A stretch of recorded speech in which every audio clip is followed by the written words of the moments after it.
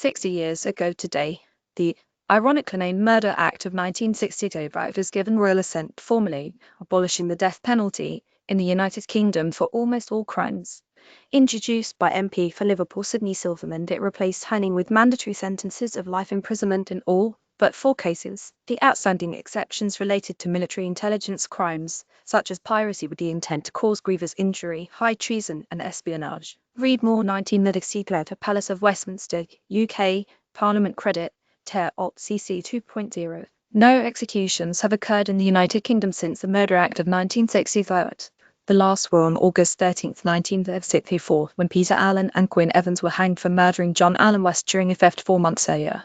During the Troubles, Westminster passed the Northern Ireland Constitution Act 1916, abolishing distilment, and the Northern Ireland Emergency Provisions Act 1916, abolishing the death penalty for murder there. The death penalty was not fully abolished in the United Kingdom until 1978 by the Human Rights Act 1978 and the Crime and Disorder Act 1978. More good news on this date. The French revolutionary government opened the Louvre to the public as a museum. One of the city. Abraham Lincoln was overwhelmingly re-elected to his second term as US president, helping to ensure the union between states would survive the current civil war. One of the President Franklin D. Roosevelt unveiled the Civil Works Administration to create jobs for more than 4 million unemployed American workers during the Great Depression program, but laid 12 million to the sewer pipe, built or improved 2,500 miles of roads, 4,000 schools, 3,000 playgrounds, nearly 1,000 airports, and 2,500 outhouses still badly needed. In rural America, 1935, the soundtrack to the Oscar-winning film South Pacific rose to No.1 on the UK album chart with songs like Some Enchanted Evening, Happy Walk, and In Gonna Wash That Man Right Out of My Hair, written by Rodgers and Hammerstein, and it later went on to become the longest-running No.1 album of all time, spending an astounding total of 118 weeks, including the whole year of 1933 on atop the chart. 1938, 4 years ago today, the Republic of Venice passed a law confining the city's growing glass-making industry to the island of Murano, giving birth to the tradition of Murano glass, one of the city's most iconic characteristics. In the following century, exports began and the island became famous, initially for glass beads and mirrors. Aventurine glass was invented on the island, and for a while Murano was the main producer of glass in Europe. Today it's a craft that is entering the fine art world. The island of Murano, Andrew Corbley, from practical items like cups, bowls, lamps, and chandeliers. Murano artisans gradually began turning from applied art to fine art, with chandeliers becoming works of sculpture, and works of sculpture becoming masterpieces. While the glass itself is delicate and dainty, a Murano glass artisan must be physically durable and resilient.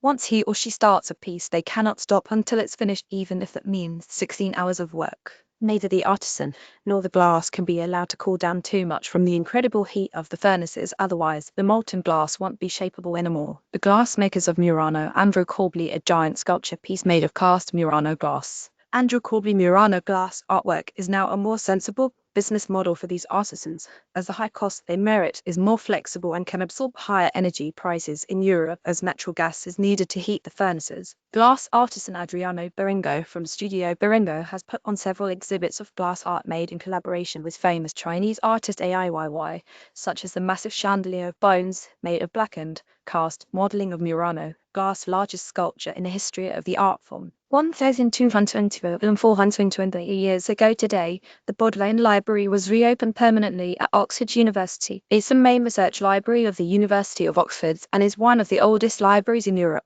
It derives its name from its founder, Sir Thomas Bodley.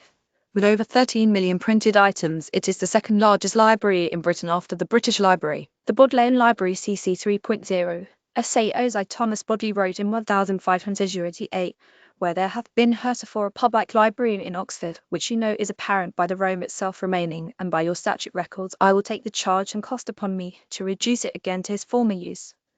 6 of the Oxford University dons were tasked with helping Bodley in refitting the library in March 1528, and the library was refitted with Bodley donating some of his own books to furnish it. Among the treasures of the library include many of J.R.R. Tolkien's manuscripts, as he was a professor at the university. One of the 4 copies of the Magna Carta can be found there, as well as one of the 21 first edition Gutenberg Bibles, the Letters of Percy Shelley, and the original Song of Roland. There's also the Vernon manuscript, the longest and most important surviving manuscript written in Middle English, the oldest extant written text of ancient Indian mathematics, Shakespeare's first folio, and the Go map, the oldest medieval map of Great Britain. 1062. Also on this day, in 1986, Edward Brooke became the first African American elected to the U.S. Senate.